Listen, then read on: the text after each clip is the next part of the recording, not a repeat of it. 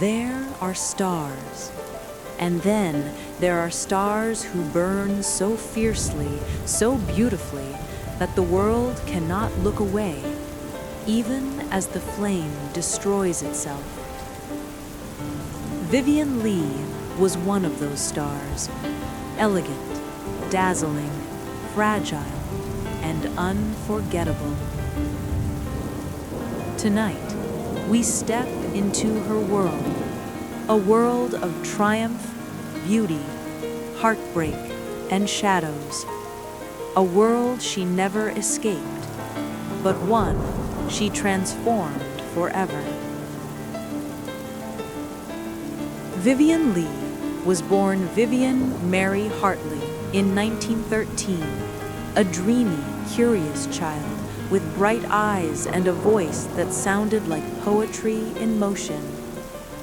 She grew up in British boarding schools, reciting lines from Shakespeare, whispering them into the dark dormitory nights, as though speaking her destiny out loud.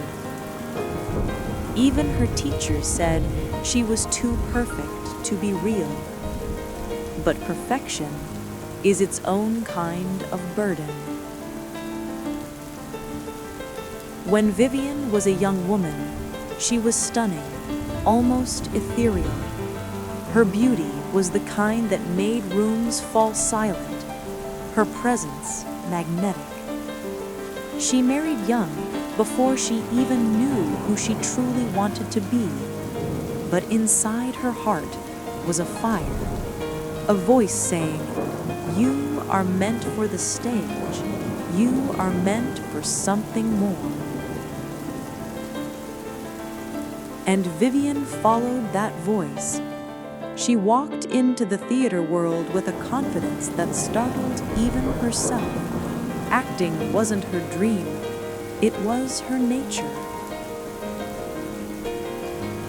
And then she met him, Laurence Olivier, the greatest stage actor of his generation, a man whose voice could command an entire theater and whose presence made hearts flutter. Vivien fell in love instantly. They created a spark so intense, so irresistible, that it was doomed from the start. They were married to other people, but destiny had other plans. Their love was like a Shakespearean tragedy, deep, passionate, overwhelming, and ultimately destructive. Together, they became the golden couple of British theater. But golden things often break because the world insists on trying to touch them. "You're not right for the part," said nearly every Hollywood studio. Vivien had one dream, to play Scarlett O'Hara in Gone with the Wind. She felt it in her bones. She was Scarlett, defiant, emotional, magnetic. But producers laughed. They said she was too British, too delicate, not enough fire. Oh, how wrong they were. Because Vivien Leigh didn't audition for the role. She consumed it. She walked onto the set during filming, and the director whispered, "My God, that's Scarlett." And just like that, her fate was sealed. Gone with the Wind was a cultural earthquake. Vivien's performance electrified the world. People didn't watch her. They believed her. They feared her, adored her, envied her, wanted to be her, wanted to understand her. And she won the Academy Award at just 29. The world thought she had everything, but inside Vivien, tiny cracks were forming. cracks, fame would only widen. Vivien Leigh wasn't just a great actress. She was a perfectionist. Every gesture, every breath, every flicker in her eyes had to be flawless. She pushed herself cruelly, relentlessly, and slowly, painfully, her mind began to fracture. She suffered from bipolar disorder, a condition the world didn't understand.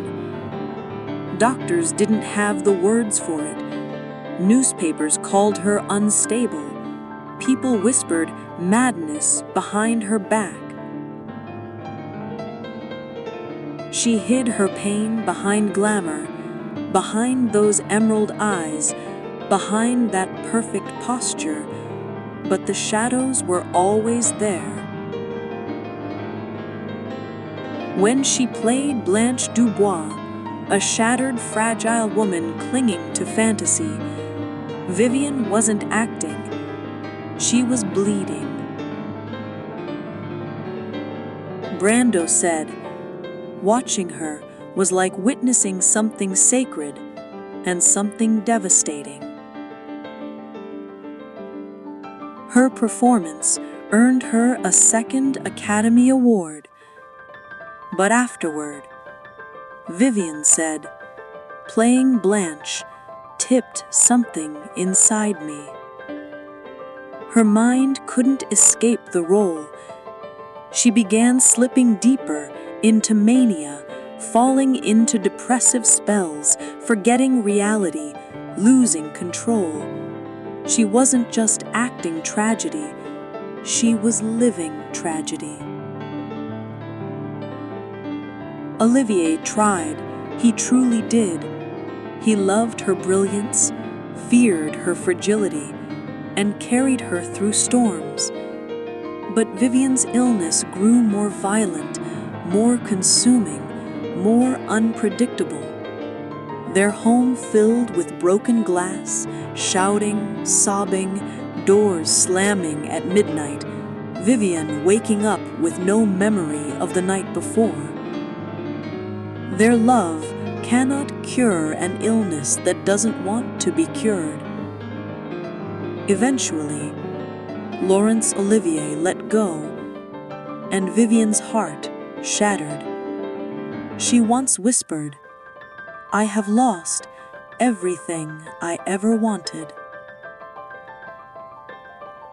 Vivien continued acting, still brilliant, still radiant, still magnetic, but she was fading. Her health was fragile, her mind unpredictable, her body exhausted. And yet, when she stepped on stage, people still felt that spark, that celestial brilliance that made her unforgettable.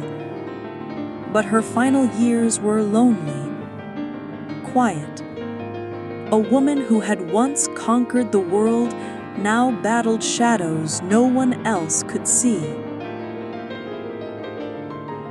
In 1967, at just 53, Vivien Leigh passed away in her London home. Gone too soon, but stars like hers never truly disappear. Today, Vivien Leigh remains one of the most mesmerizing women in film history. Watch her eyes on screen, they flicker with storms and galaxies.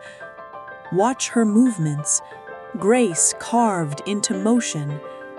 Watch her smile, brilliant, wounded, irresistible. She gave the world performances that felt like magic because she poured her soul into every frame.